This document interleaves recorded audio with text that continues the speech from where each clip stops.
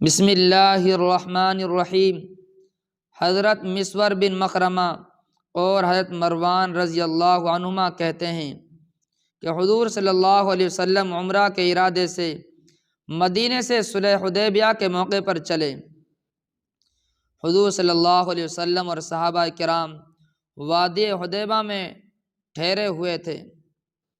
کہ اتنے میں بدیل بن ورقہ اپنی قوم خزاعہ کی ایک جماعت کو لے کر آئے، اور یہ لوگ اہل تہامہ میں سے آپ کے سب سے زیادہ خیر خواہ تھے۔ انہوں نے کہا کہ میں کعب بن لوی اور عامر بن لوی کے پاس سے آ رہا ہوں۔ انہوں نے حدیبیہ کے چشموں پر پڑاؤ ڈالا ہوا ہے اور وہ لڑنے کے لیے پوری طرح تیار ہو کر سارا سامان لے کر آئے ہیں، حتیٰ کہ ان کے ساتھ نئی بیاہی اور پرانی بیاہی اونٹنیاں بھی ہیں، اور وہ آپ سے لڑنا چاہتے ہیں اور آپ کو بیت اللہ سے روکیں گے۔ تو آپ نے فرمایا، ہم کسی سے لڑنے کے لیے نہیں آئے، بلکہ ہم تو عمرہ کرنے کے لیے آئے ہیں۔ ہم بہت حیران ہیں کہ وہ لڑائی کے لیے تیار ہو کر آ گئے ہیں، حالانکہ لڑائیوں نے تو قریش کو بہت تھکا دیا ہے اور ان کو بہت نقصان پہنچایا ہے۔ اگر وہ چاہیں تو میں ان سے ایک عرصہ تک کے لیے صلح کرنے کے لیے تیار ہوں۔ اس عرصہ میں وہ میرے اور لوگوں کے درمیان کوئی مداخلت نہیں کریں گے، اور میں اس عرصہ میں دوسرے لوگوں کو دعوت دیتا رہوں گا۔ اگر دعوت دے کر میں لوگوں پر غالب آ گیا اور لوگ میرے دین میں داخل ہو گئے تو پھر قریش کی مرضی ہے،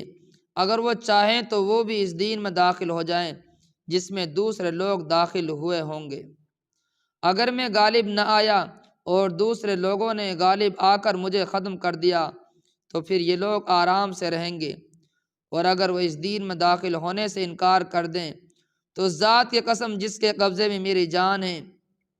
میں ان سے اس دین کے لیے ضرور لڑوں گا، یہاں تک کہ میری گردن میرے جسم سے الگ ہو جائے، یعنی مجھے مار دیا جائے، اور اللہ کا دین ضرور چل کر رہے گا۔ طبرانی میں ان دونوں حضرات یعنی حضرت مسور اور حضرت مروان سے یہی حدیث منقول ہے، جس کے آخر میں یہ مضمون ہے کہ آپ نے فرمایا، قریش کی حالت پر بڑا افسوس ہے، لڑائی ان کو کھا گئی ہے، یعنی لڑائی نے ان کو بہت کمزور کر دیا ہے اور وہ پھر لڑنے کے لیے تیار ہو گئے ہیں۔ اس بات میں ان کا کیا نقصان ہے کہ وہ مجھے دوسرے عربوں میں دعوت کا کام کرنے دیں اور بیچ میں مداخلت نہ کریں۔ اگر دوسرے عربوں نے غالب آ کر مجھے ختم کر دیا تو قریش کی دلی منشا پوری ہو جائے گی۔ اگر اللہ نے مجھے عربوں پر غالب کر دیا تو وہ قریش بھی سارے کے سارے اسلام میں داخل ہو جائیں، اور اگر قریش اسلام میں داخلہ قبول نہ کریں تو مجھ سے لڑ لیں، اور اس وقت ان کے پاس قوت بھی ہوگی۔ قریش کیا سمجھتے ہیں؟ اللہ کی قسم جس دین کو دے کر اللہ نے مجھے بھیجا ہے، میں اس کی وجہ سے ان سے لڑتا رہوں گا، یہاں تک کہ یا تو اللہ مجھے غالب کر دے گا یا یہ گردن میرے جسم سے الگ ہو جائے گی۔